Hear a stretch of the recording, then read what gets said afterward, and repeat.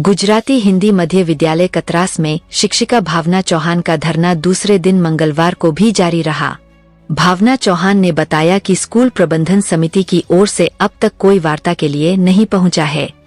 उन्होंने स्पष्ट कहा कि जब तक उनका बकाया वेतन नहीं दिया जाएगा तब तक उनका सत्याग्रह जारी रहेगा। उन्होंने आरोप लगाया कि पिछले 17 महीनों से उन्हें मानदेय नहीं मिला है, जिससे उन्हें आर्थिक परेशानियों का सामना करना पड़ रहा है और विवश होकर उन्होंने धरना का रास्ता अपनाया है। धरना के दूसरे दिन बियारा के पूर्व अध्यक्ष एवं कोयलांचल के समाजसेवी विजय कुमार झा धरना स्थल पर पहुंचे।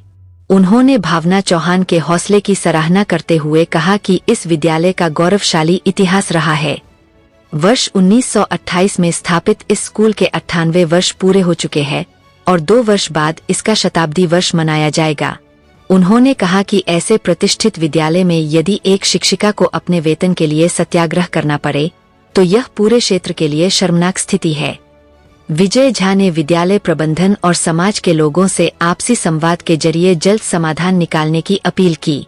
1928 में गुजराती समाज के द्वारा इस विद्यालय की स्थापना कतरास में की गई थी। मतलब आज़ादी के भी सोचिए 19 साल पहले। सोचिए उस समय के लोगों की शिक्षा के प्रति क्या समर्पण था।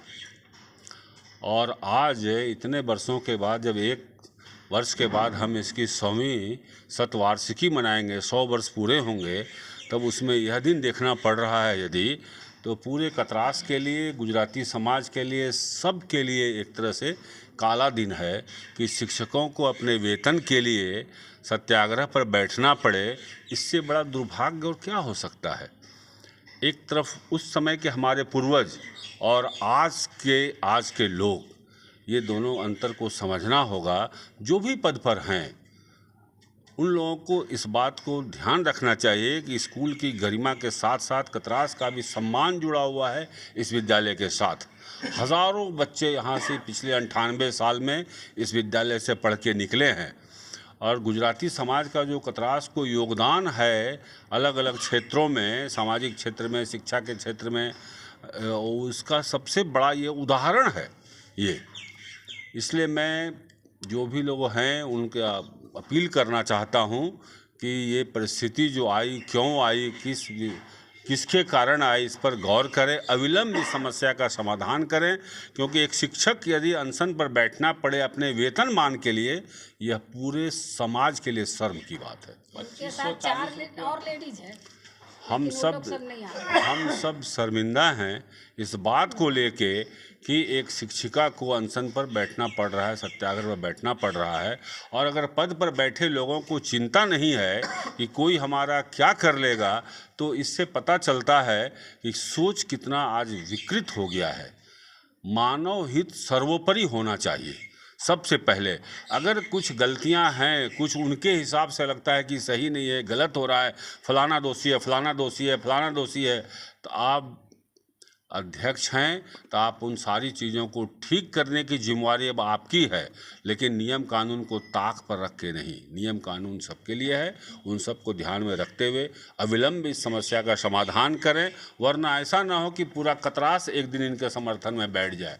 मैं तो वह दिन भी कल्पना कर रहा हूं कि अगर इनको न्याय नहीं मिला तो हो सकता है एक दिन यह पूरा यहाँ कतरास की सारी महिलाएं, गुजराती समाज की महिलाएं, अन्य समाज की महिलाएं इनके समर्थन में उतर जाएगा। क्योंकि पिछले इनको दशकों से हम लोग जानते हैं, इनका शिक्षा के प्रति जो योगदान है वह यहाँ का लोग वाकिफ़ है इस बात से।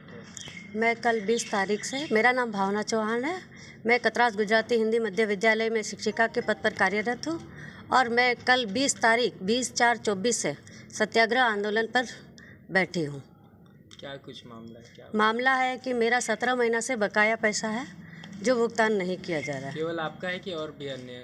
और भी लोग हैं, लेकिन कोई सामने नहीं आना चाहता है। क्यों नहीं आना चाहता है, किस लिए आना, वो हम नहीं कर सकते।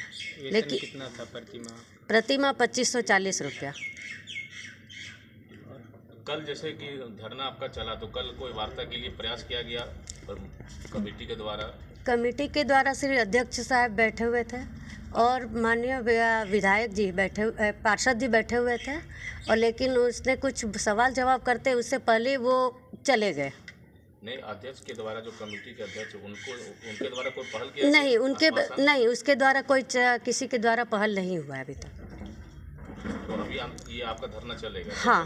भुगतान नहीं हो जाएगा? हाँ, जब तक मेरा नहीं होगा निष्पादन तब तक मैं बैठे रहूँगी।